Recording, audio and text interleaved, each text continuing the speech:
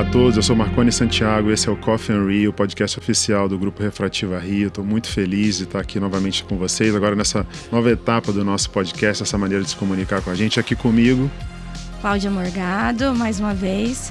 Estou bem feliz com essa nova temporada também, Marconi.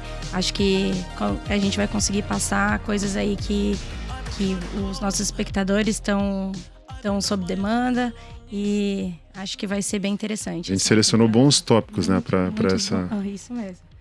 Bom, para começar hoje, a gente vai falar um pouco sobre excimer laser e presbiopia.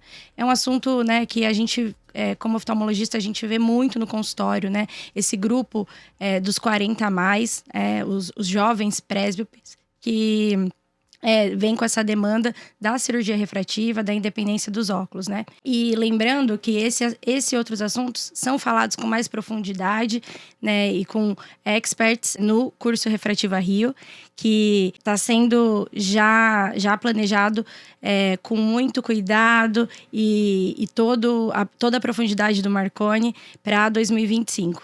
E quem quiser já pode se inscrever no curso de 2025. Como que as pessoas fazem, Marconi, para se inscrever? É legal, Cláudia. Assim, para a gente já entrar na nossa conversa especificamente falando sobre excimer laser no paciente presbita, que é um assunto realmente bastante relevante, eu queria lembrar que a gente no Refrativa Rio, por exemplo, faz os dry labs, né, com cada um dos excimer lasers, onde a gente fala especificamente sobre qual a plataforma, qual o software que aquele excimer laser tem para endereçar a presbiopia.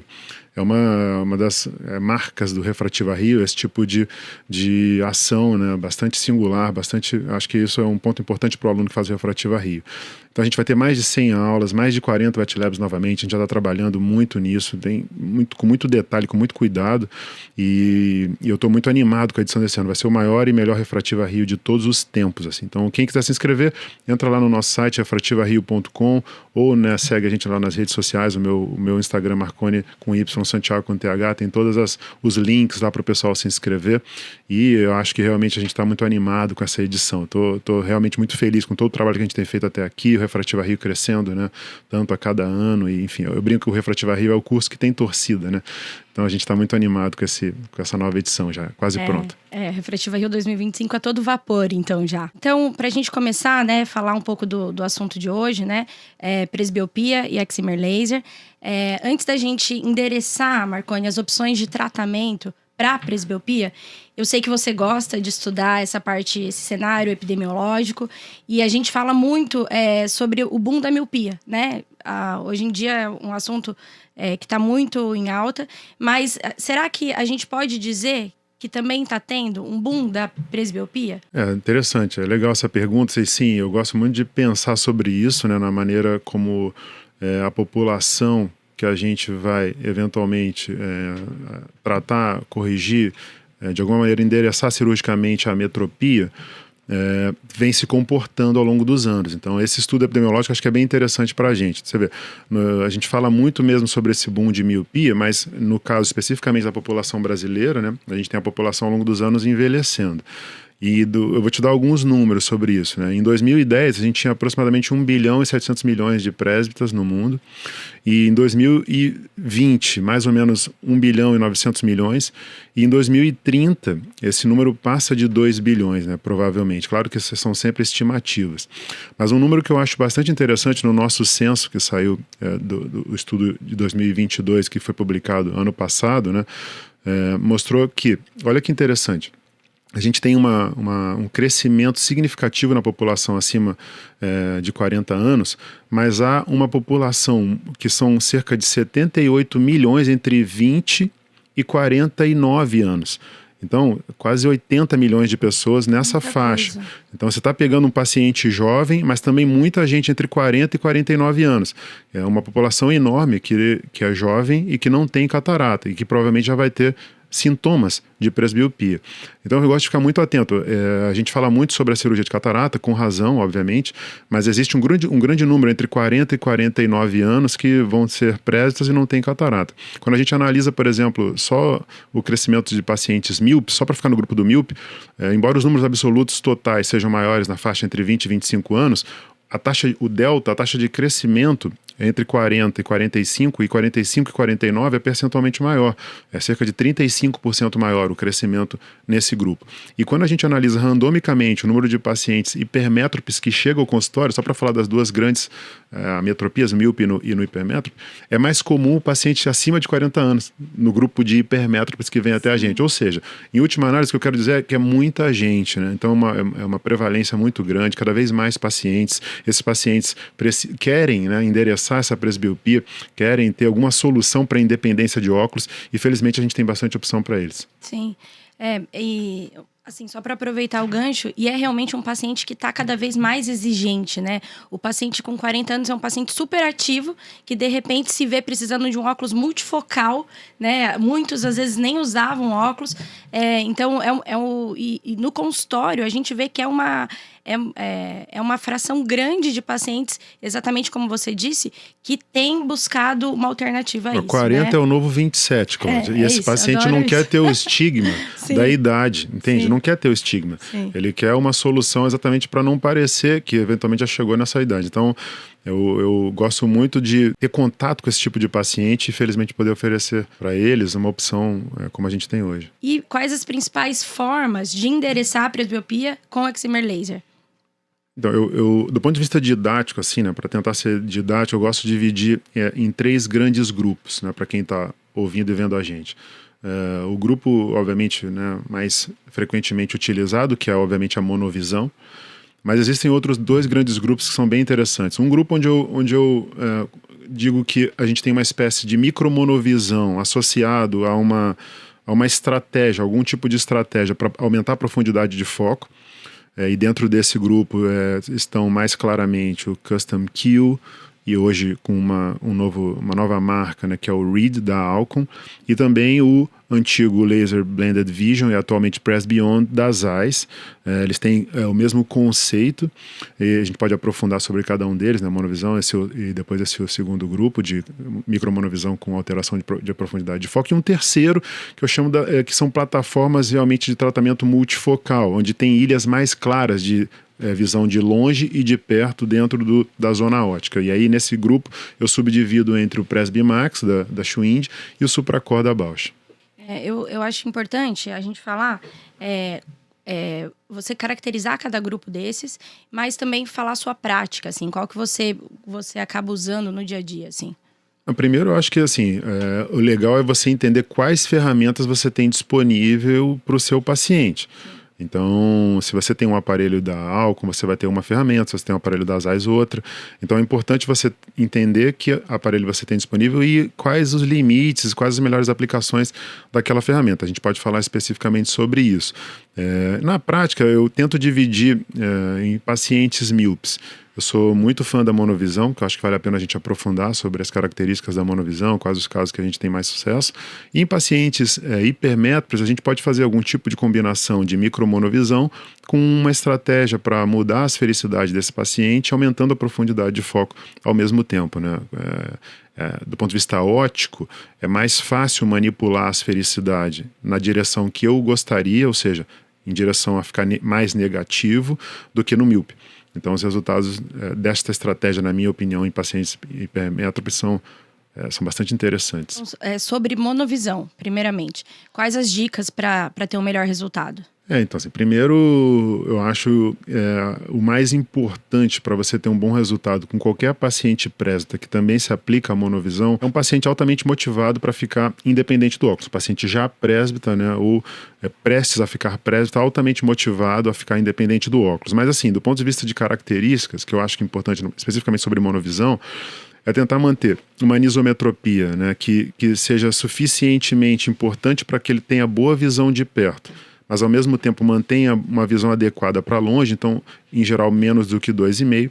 Tentar fazer com que esse paciente tenha uma preservação da estereoacuidade, né? Então ele ainda tem estereopsia, então valores de diferença de anisometropia que mantém essa estereopsia de maneira adequada para o paciente, uma estereoacuidade adequada. Ver se esse paciente não tem nenhum tipo de variação esofórica, né? Nenhum componente de esoforia. E por último, mas não menos importante, a característica que eu acho que é fundamental é que a gente tenha, nos pacientes com monovisão, para ter bom resultado, o olho para longe precisa estar com resultado muito bom, precisa estar plano, o mais próximo de plano possível. Então eu digo que essas são as características principais. E uma grande vantagem da cirurgia refrativa, comparada a outros métodos de monovisão, como por exemplo lente de contato ou óculos, é que no paciente com cirurgia refrativa, com excimer laser, ele vai ter aquele estímulo o tempo todo. Então a neuroadaptação, o processo de compreensão do cérebro de duas imagens que chegam com características diferentes é muito melhor, muito maior. Então o paciente, às vezes até pacientes que nem se adaptam tão bem com óculos ou até com lente, conseguem se adaptar muito bem pós-excimer laser. O resultado nesse grupo é bastante interessante. Quando a gente analisa, a gente fez estudos de revisão sobre presbiopia e a gente vê que os resultados, as taxas de resultado de pacientes que chegam a visão 20/30, 20/25 para longe e 20/30, 20/25 para perto, é acima de 90%. E claro, a gente precisa entender qual vai ser o quanto de monovisão a gente vai deixar em cada caso. Acho que vale a pena aprofundar um pouquinho sobre isso. E acho que é legal a gente falar também como que a gente avalia essa dominância também, né, para o paciente. Então, no geral, a gente pede para o paciente focar num objeto longe, né? Pode ser o próprio E lá do Snellen, e ele faz como se fosse um losango com a própria mão, e a gente tampa, pedindo para ele focar sempre com os 2 olhos abertos, a gente pede para ele tampar um olho. Se ele parou de ver o E ou o objeto que ele está focando, aquele olho vai ser o dominante, que a gente vai endereçar para longe, que é o que o Marconi falou, deixando ele o plano, né? Esse olho plano. Uma coisa que você, aproveitando esse gancho que você falou, em relação às lentes de contato, você costuma fazer algum teste com lente de contato antes para esse paciente? Embora os pacientes que fiquem bem com lente de contato tenham uma correlação altíssima com o fato de ficar bem pós-refrativa, como o contrário nem sempre é positivo, ou seja, pacientes que não se adaptam às vezes às lentes ficam bem com pós-excimer laser, em geral eu não faço. Mas se você tiver disponibilidade de fazer no consultório, eu acho interessante. Só que aí a questão que eu ressalto é você tem que deixar esse paciente bastante tempo, ou deixar até ele ir para casa com a lente, fazer os testes em diferentes ambientes, diferentes situações, para que isso realmente seja reprodutível. Agora, o que eu faço sempre é mostrar para esse paciente no consultório como que é a sensação de monovisão. Inclusive eu gosto bastante de dizer, viu, Cláudio, eu gosto de evitar um pouco o termo monovisão, porque para quem não é oftalmologista, quem não convive com um ambiente de ótica, ótica cirúrgica de um modo geral, o paciente pode ter dificuldade de aprender, como eu vou ver de um olho só, então Exato, não. Então eu costumo dizer para ele, olha, não é que você em um dos olhos vai ver só para longe e o outro só para perto. Um dos seus olhos vai te ajudar mais para longe, não somente, mas mais para longe, continua te ajudando para perto também. A visão só não é tão nítida. E o seu outro olho vai te ajudar mais para perto, não somente, mas também para longe. Então, com os 2 olhos abertos, você vai conseguir ver bem. E aí, eu gosto muito de fazer um teste, que é deixar esse paciente, dependendo da idade, entender bem como é que é o dia a dia desse paciente, se ele usa mais computador, que a distância é um pouco maior, se ele usa mais celular ou tablet, se ele lê com algum objeto físico nas mãos, se ele trabalha com leitura.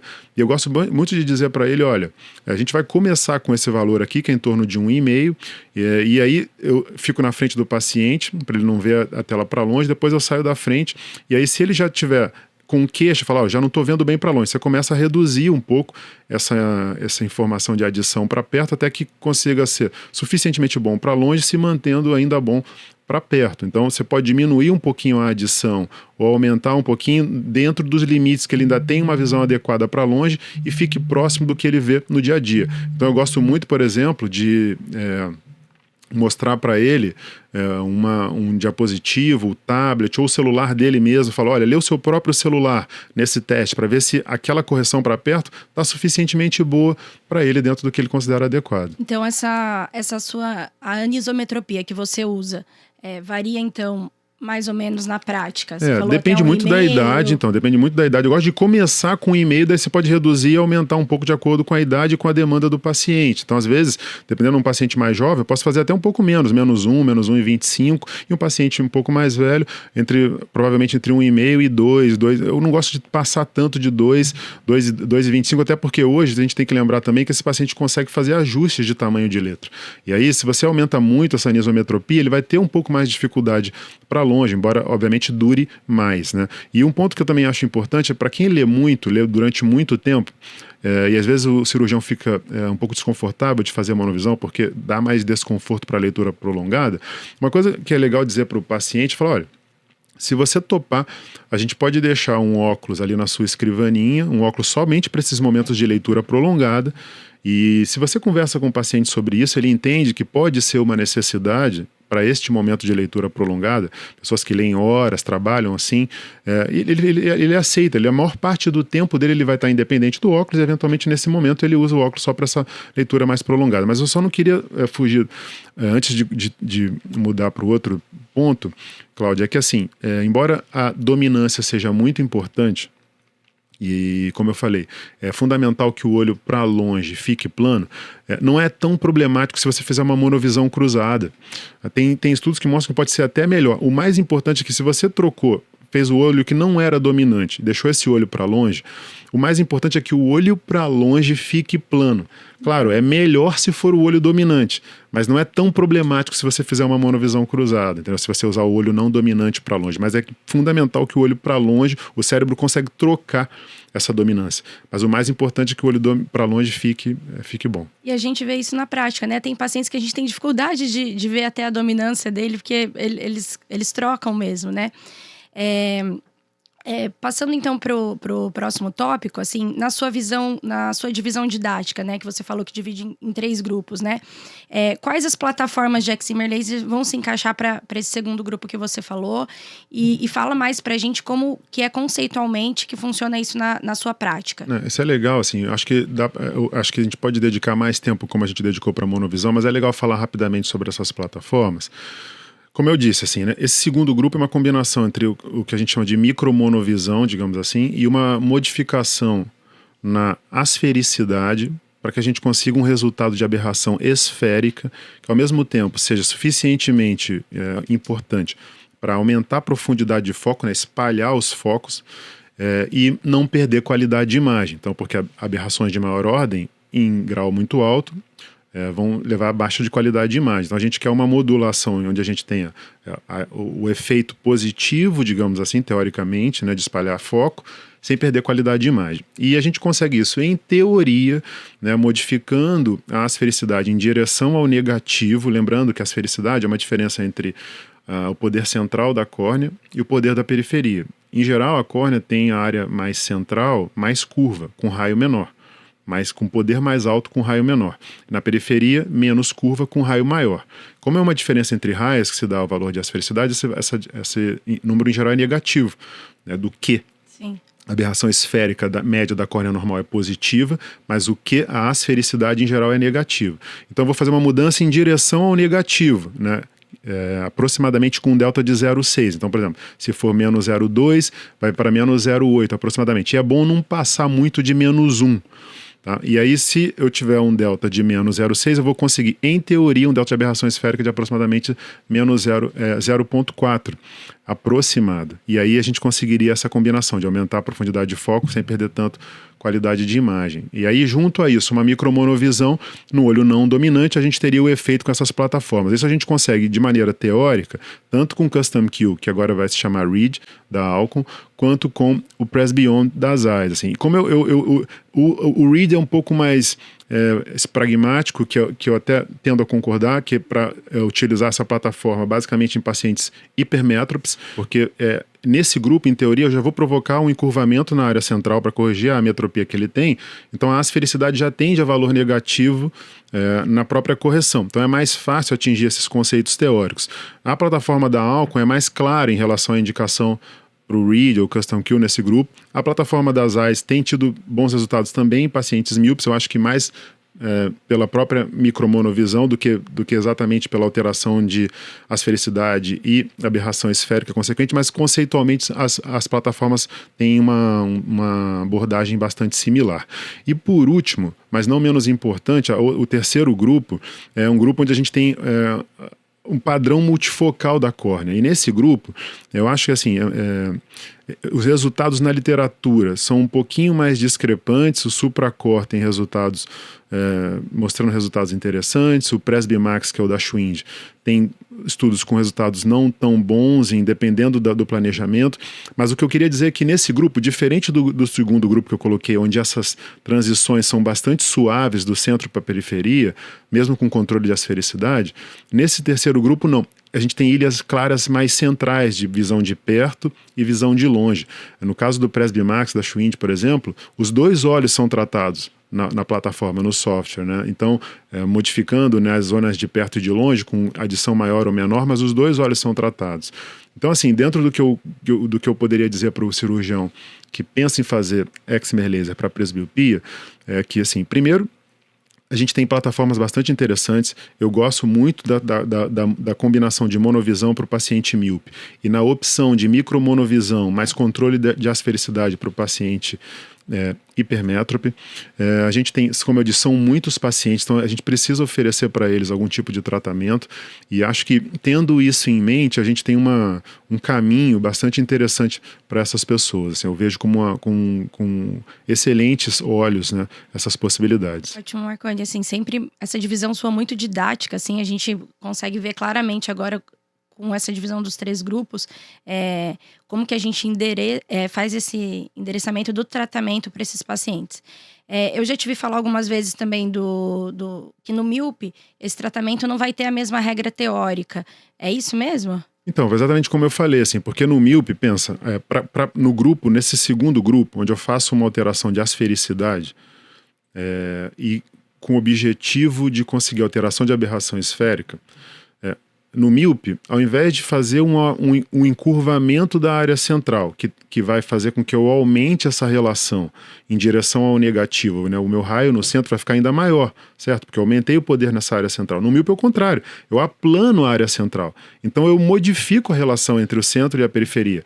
Teoricamente, a periferia vai passar a ter um raio ainda maior. O poder no centro diminui no míope. Então, manter essa correlação teórica de modificação de asfericidade em relação ao 0,6 negativo no míope é um desafio muito grande.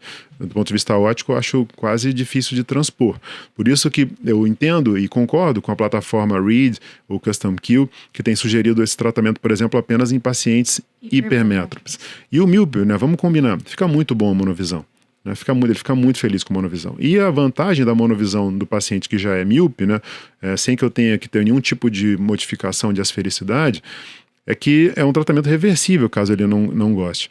E temos sempre que lembrar, Cláudia, que assim, quando a gente pensa nesses tratamentos como o Custom Q, no caso da Alcon, ou o Presbyon, no caso das AIS, o olho dominante vai ser tratado com tratamento asférico, melhor possível, mais previsível possível, e o olho não dominante com essa combinação de micromonovisão com alteração de asfericidade. E eu entendo que no paciente míope, como eu não preciso fazer essa modificação de asfericidade, eu ganho previsibilidade ainda em relação ao que eu planejo para corrigir. Então, nesse grupo, eu acho que vale a pena a gente ser bastante pragmático, é o que eu tenho feito no dia a dia, os resultados são muito bons. Então, você vê os pacientes lá no consultório. Eu adoro o paciente presbita, né? Porque é um paciente que ele entende claramente, com essa conversa, ele entende claramente o que a gente quer em termos de independência de óculos, e eu fico muito feliz de hoje oferecer uma opção segura para esses casos. Eu vejo, o Marconi realmente tem muitos pacientes presbíopes, acho que é o maior número, acho que no dia a dia, no consultório, assim, e realmente os pacientes ficam muito, muito realizados, assim, em poder fazer suas atividades diárias ali, vendo tanto longe quanto o perto, sem precisar de nenhuma correção, na maior parte do tempo.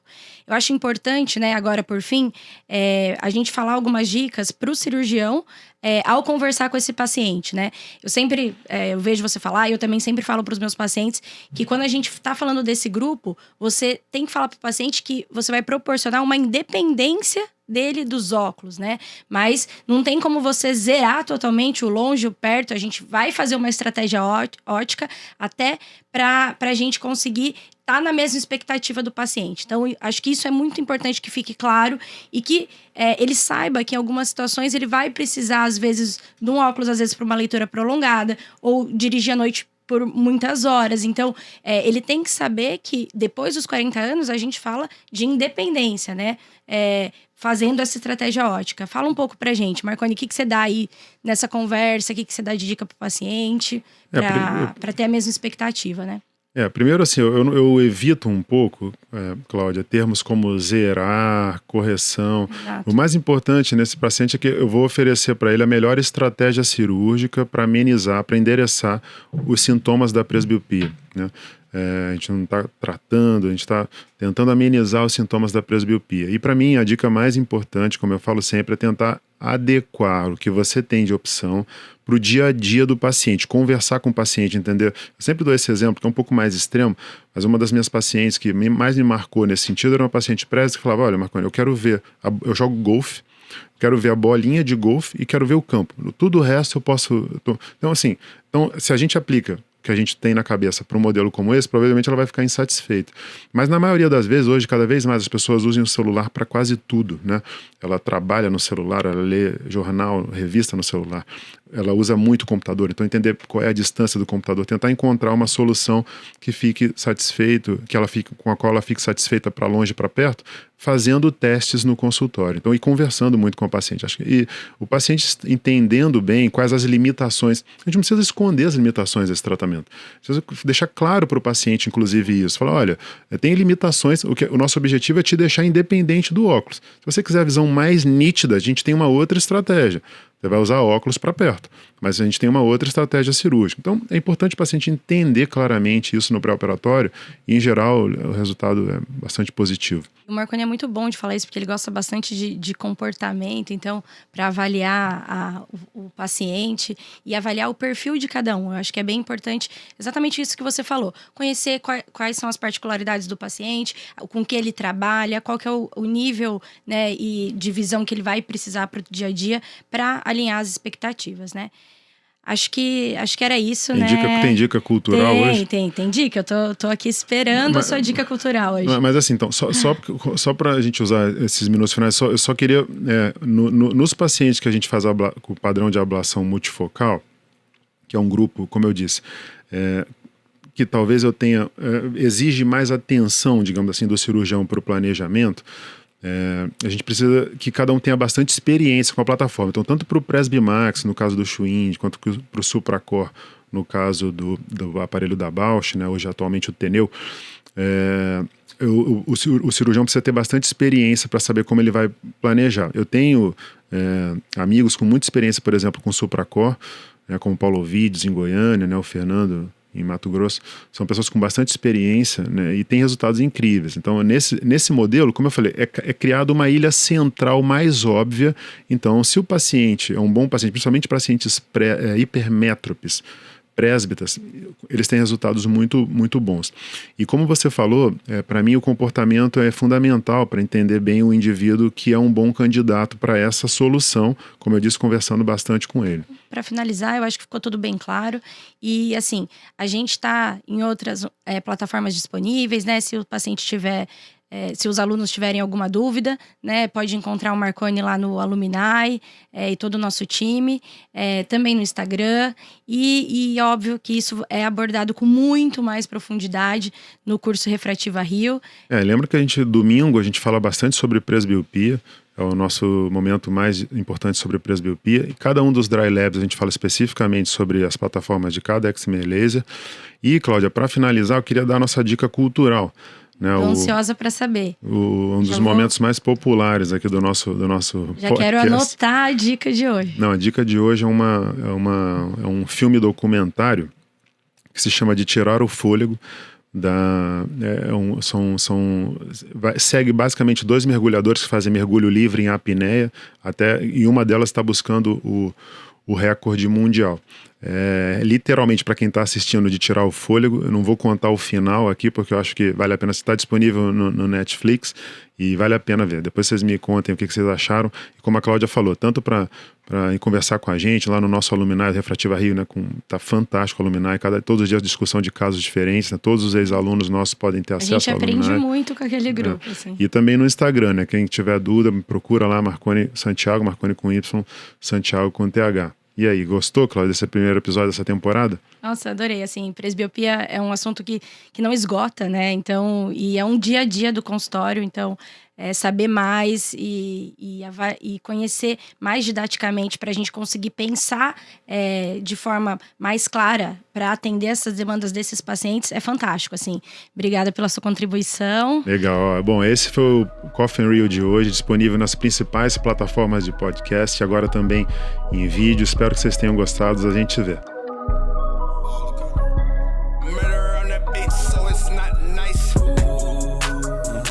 For this life I cannot change. In the hills, deep off in the main. Eminem, sweet like candy cane. Drop the top.